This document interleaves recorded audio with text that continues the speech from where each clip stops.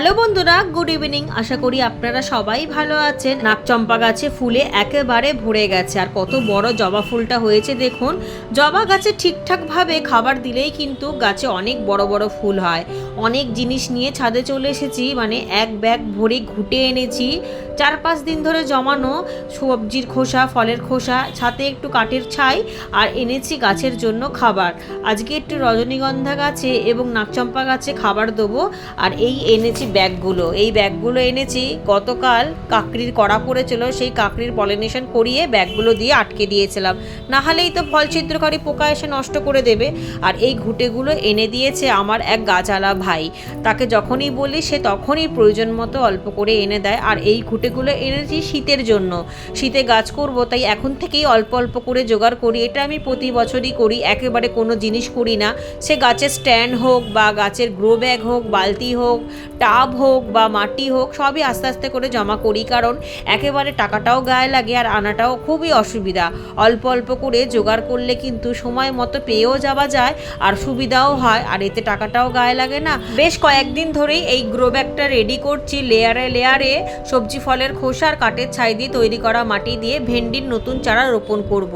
আর এপাশে দেখুন পুরনো ভেন্ডি গাছগুলো দিয়ে খুব ভালো কিন্তু আমি ভেন্ডি পাচ্ছি। রোজই 2-3টে করে পাই, কোনো সময় আবার একটাও পাই, আবার কোনো সময় 4টেও পেয়ে যাই। তো একসাথে ফ্রিজে জমা করে তারপর রান্না করি। আর পাতাগুলো দেখুন কতটা ফ্রেশ। ভেন্ডি গাছে কিন্তু কোনো ঝামেলা নেই।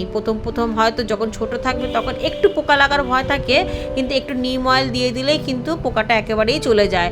আর ফুল আসা শুরু হয়ে গেলে কোনো রকম পোকার ওষুধ দিতে নেই, তাহলে কিন্তু ভেন্ডি পুরো শীতকাল পর্যন্তও পাওয়া যায়, মানে শীতের ওই প্রথমের দিক পর্যন্ত।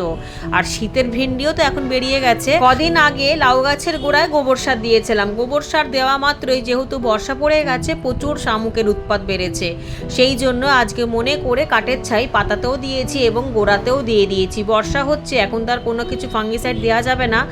আর একটু কাঠের ছাই বেগুন গাছের গোড়াও দিয়ে দিলাম। এই দেখুন কত ছোট ছোট শামুক, পুরো পাতাগুলো খেয়ে নষ্ট করে দেয়। তো এখন আপাতত কাঠের ছাই দিলাম। কাঠের ছাই দিলে পরিমাণটা একটু কমে, বংশ বিস্তারও তেমন করতে পারে না। একটু বৃষ্টিটা কমলে তখন ফাঙ্গিসাইড দিয়ে দেবো বা নিম অয়েল দেবো। এদিকে রজনীগন্ধা গাছে স্টিক এসে গেছে, আর স্টিক আসার আগে পর্যন্ত কোনো খাবারই দিইনি। সেই যে বাল্বগুলো বসিয়েছিলাম ফেব্রুয়ারি মাসের দিকে, সেখান থেকেই কিন্তু এখন গাছ বড় হয়ে স্টিক আসা শুরু করে দিয়েছে। এক্সট্রা যে পাতাগুলো আছে সেই পাতাগুলো কেটে ছেটে দেবো, যাতে গাছের খাবারটা সঠিকভাবে পৌঁছায় স্টিকের মধ্যে। তবে খুব সাবধানে পাতাগুলো কাটতে হবে, কারণ রজনীগন্ধার পাতাগুলো কুড়ির মতো একই রকম দেখতে লাগে। ভুল করে যাতে কুড়িটা না কেটে দেওয়া হয়, কারণ যখন বেরায় তখন একই রকম দেখতে লাগে পাতার সাইজে। সেই জন্য পাতাগুলো যেগুলো ছিল এক্সট্রাভাবে ঝুলছিল সেগুলো কেটে দিলাম। আর খুব যত্ন করে এই গাছটা করতে হয়, কারণ এই গাছে মিলিবাগের সম্ভাবনা এতটাই বেশি, ছোট থাকতে বারবার লক্ষ্য রাখতে হবে। এটা কিন্তু আমি আগেও বলেছিলাম যে রজনীগন্ধা গাছের এই একটা বিশাল বড় অসুখ, যে খুব অল্প থাকতে থাকতেই গাছের গোড়ায় মিলিবাগ লেগে যায়। এই দেখুন গাছের গোড়ায় কোনো রকম কোনো মিলিবাগ নেই, একেবারে ভালো। মাটির মধ্যেও কোনো রোগ নেই, সেই জন্য সব সময় আমি কাঠের ছাই দিয়েছি। আর একটা স্পেশাল খাবার তৈরি করে নিয়ে এনেছি, সর্ষের খোল। এর মধ্যে একটু ডিমের খোসাও রয়েছে, আরও অনেক কিছুই রয়েছে, সেটা দিয়ে দেবো। গাছে কুড়ি আসার আগে যদি এরকম খাবার দেওয়া হয় তাহলে কিন্তু গাছই ঝোপালো হবে, গাছে কিন্তু সহজে ফুলকুড়ি আসবে না। এটা আমি অনেকবারই বলেছি।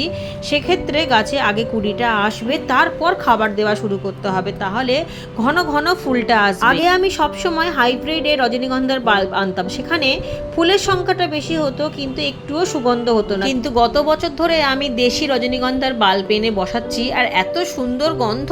ফুলটা হয়তো একটু কম হবে, কিন্তু ঠাকুর ঘরে 2-3টে নিয়ে গেলেই একেবারে সুগন্ধে ভরে যায়। ঘরেও খুব ভালো লাগে। ফুলদানির মধ্যে যদি একটা স্টিক রাখা হয়, আর একটা স্টিক রাখলে তো অনেক দিন পর্যন্ত ভালো থাকে।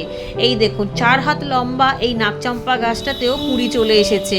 এতদিন পর্যন্ত কিন্তু এই গাছেও কোনো খাবার দিইনি। এখন মাটিতে একটু কাঠের ছাই দিলাম আর একটু স্পেশাল খাবার দিলাম এই নাকচম্পা গাছে।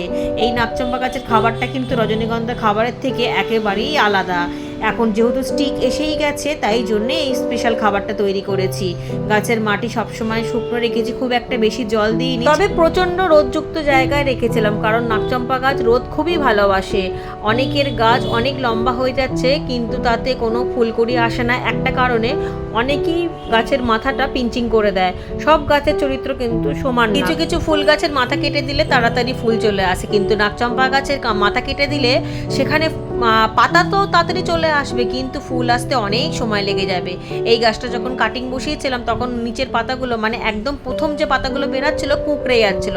আমি একটু নিম তেল দিয়ে দিয়েছিলাম, তাতে পরে পাতাগুলো যখন বেরিয়েছে একেবারেই ফ্রেশ, আর কয়েকদিনের মধ্যেই দেখলেন তো কুড়ি চলে এলো। এই জন্য আমি সবসময় বলি ছায়াযুক্ত স্থানে কিন্তু ফুল খুব একটা ফোটে না, রোদের গাছকে রোদেই রাখতে হয়। আর এত সুন্দর গাছ যে একবার স্টিক আসা শুরু করলে পরপর কিন্তু স্টিক আসতেই থাকে, পুরো শীত পর্যন্ত এই ফুল পাওয়া যায় অনেক সহজে।